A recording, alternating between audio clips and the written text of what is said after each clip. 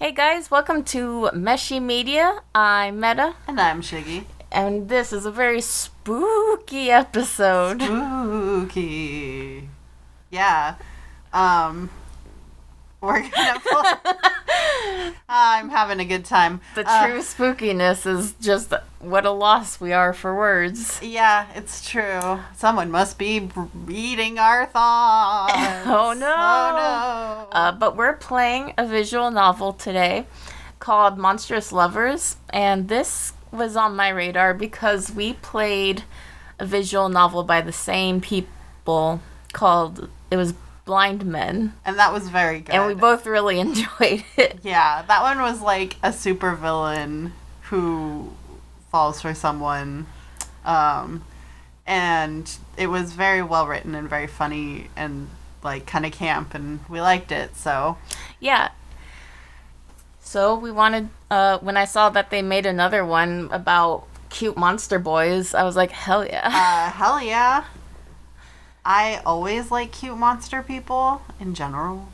That's us. Oh, we're so cute. Look at us. We have glasses. See, I understand why these monsters would be interested in this normie in this case, because look at how cute they are. Hello? Oh, Also, these games are in Spanish. well, the voiceover is in Spanish. Yes. Let's see, are you sure you want to do this? Once I sign the notice, there's no going back. Should we turn off the voiceover? Because we're going to voice it over. And so we're going to have to wait for it every time. Oh, maybe. Okay. Voice sustain. I don't know what that means. I can turn off the voice, even though I really like the voice. I do too. But I guess for the show, it doesn't make sense. Yeah. Anyway, you have a brilliant career ahead of you, Wells. It would be a shame to let it go to waste. Is my last name Fargo? It's me, Fargo Wells. I'm going to be honest, St. George is a dead end. There's a good reason no one wants to work there. Yes, I'm sure. I've been thinking about this for a long time. I didn't join the Department of Integration to be stuck with a desk job. If I stay here, a desk job is all I'm ever going to have. Sir, please, I've made up my mind. Fine, if you insist, but don't say I didn't warn you. Oh no. Oh no. When my request to be transferred to St. George was approved, I couldn't contain my excitement. Nobody wants to work there, but I sure do. Like a lot. Have you heard of job security? Because I haven't. No one wants to work there because they get fucked by monsters constantly. Constantly. But they're so handsome. And that's been my dream, is just to get monster fucked Yeah, just railed by monsters. all day and get paid for it. Oh, man. Oh, this one's hitting close to home. St. George is a relatively small town near the coast, famous for having a higher population of monsters than humans. Yeah, and they're all gonna fuck. You're making him so thirsty. It's not the only one of such places to exist, but it's the only one big enough to have a DOI office of its own. All in all, a natural choice for someone in my line of work. Or so I thought. To be frank, I'm beginning to have second thoughts right now. Convincing my boss, as hard as it was, turned out to be the least of my problems. I mean, what? Oh, he's transferring. Okay, I was like, if you're quitting your job, you don't have to convince your boss. Just be like, ollie outie, my dude. But, yeah, okay, if it's a transfer, I get it. They should be desperate for people to work there. They shouldn't be like, no. I guess that boss was a good person. Yeah, he knows that his ass gonna be sore. When word about my transferal began to spread, even the people who had supported me from the beginning wouldn't stop urging me to reconsider. No, the monsters. They're so horny. No one had thought I would actually go through with it, but seeing a signed paper made them realize I was being serious. Then, to make things worse, I simply couldn't find a place to stay at all. Oh no. Oh, and there was no. only one bed. God, I hope.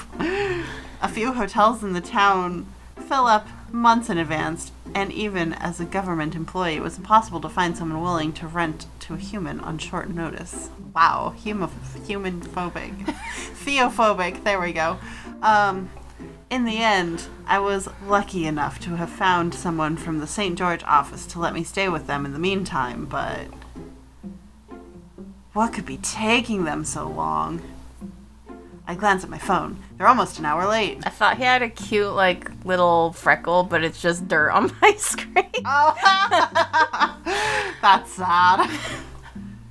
I was both so happy about having gotten a place in such a hurry to make sure everything was ready. I barely got any information about this person. Frankly, not one of my smartest moments. Yeah. But you're a glasses character. You're supposed to be very smart, my dude.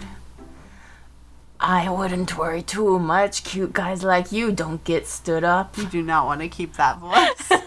Startled by the sudden noise behind me, I clutched my phone to my chest as if my life depended on it. I was looking at porn. Oh, hello. I didn't want him to see what was on my phone. When I turn around, I see what appears to be a vampire leaning against the back of the bench. Are you supposed to be out in the daylight, my dude? I'm sure vampires have their own rules here. He's grinning like he hadn't scared the hell out of me. Or worse yet, like he found it amusing. After a few seconds pass, he doesn't make any sudden movements, and I realize that I'm not about to get mugged. And I allow myself to relax a little. You don't know that yet. Right? Like, just because he's being slow about it doesn't mean he's not gonna mug you. He could also still pick your pocket. Like, who? Oh, look at him! He looks like a little greaser boy. He does. He's so cute. Before I can actually say anything, though, he walks around to the bench and sits down next to me. How is he behind that bench? There's nothing but a planter box. Is he in the bushes? Yeah, he's a bush vampire. Oh, man. The rarest kind. Yes. That's why he can be in the sun, because they take, photosynthesis. Yeah, He doesn't drink blood. Yeah, he photosynthesizes. It's good. Clearly. I already read this. Oh no, you didn't say right next to me. I thought I did. Oops. Maybe you did. The Oh listeners shit. will know. Oh shit, my memory's so bad. Yeah. It was 5 seconds ago. That's okay, we know. In fact, he's so close that our knees touched for a second before I move my leg away. Wow, he is forward. So Are you new in town? I am gay. What Good was- choice. It's like, I'm gay, I have AIDS. And I'm new in town. Did I hear that right? No, it must have been my imagination. Excuse me? You like a hazel blush? Yeah, that's so cute. I've got a great memory when it comes to pretty faces, and I'm sure I've never seen yours around. Oh, well, he's the opposite of you. Fuck. Oh god, I did. He's hitting on me. I told you the monsters were thirsty. Why did I have any doubts? Not sure about what else to do. I looked down at my phone and pretended to be busy, hoping he'll get the hint and leave. Are you waiting for someone too? Maybe we could wait together. Instead of getting discouraged, he leans forward, obviously trying to catch a glimpse of the screen. Now he's not only invading my personal space, he's also practically leaning on me. I like this guy. Right, he's very aggressive.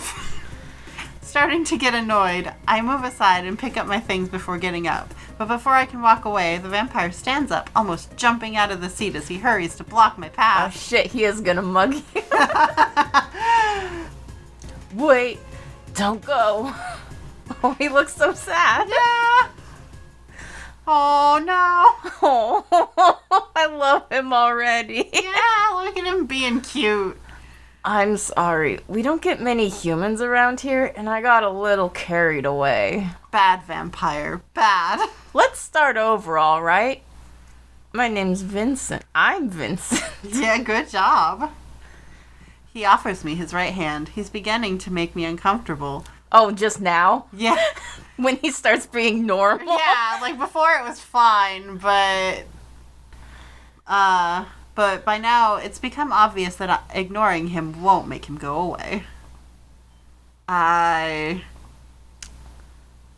shake his hand, my dude. Take some chances. You're moving to a new town. You gotta make some new friends. Christopher. Yeah, and you want to fuck the monsters. This is a great start. Christopher Wells? He looks very pleased with himself all of a sudden after having heard my name. I try to remember where I might have seen his face before. I'm pretty sure we haven't met before. I would definitely remember someone with this kind of attitude. Especially a monster. Especially a sexy, handsome monster. Unless he's... No way. What? A human in a vampire costume? Yeah, that's what he's thinking and not my roommate. I'm sorry, do we know each other? Not really. I work at the Department of Integration. See, he definitely works at the DOA because he wants to fuck humans. Like, we joke about it for Christopher, but he's like... The only reason anyone works at that place is because they want to fuck the other species.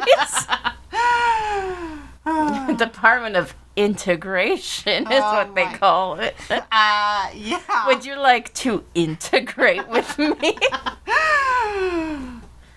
So, you are him, right? Oh God, he is. I nod hesitantly as I get an idea of where this conversation is heading. This is great. When I was told that a human would be coming over from the capital, I imagined some stuffy old guy. You are so much better. As he continues speaking, I can almost feel the blood drain from my face. I do my best to smile, but all I manage is a weird combination of the frown I had until now and an expression of complete embarrassment. Thankfully, if Vincent notices, he doesn't mention it. Your things should be getting here tonight. I imagine you will want to report to the office in the meantime. After that, we can go home so you can check the place out. Sounds good? Yeah, sounds good. You're definitely getting fucked tonight. In hindsight, I should have expected something like this to happen. I didn't stop to consider what kind of person would agree to let a stranger from another city live with them so easily, not even when I finally got around to worrying about all of the other details. Welcome to my Airbnb. But it doesn't matter. I'm here now and we're stuck together for the time being. Vincent puts an arm around my shoulders, and before I can react, he pulls me closer to him with one swift move. And then he just bites in. Ah! Well then, let's go. We're not far. We stay in more or less the same position the whole way to the office. At one point I try to slip away, but the only thing I manage is to lose my footing and get him to hold me even more tightly against him. Oh. He is just afraid you can't walk because you look so incompetent.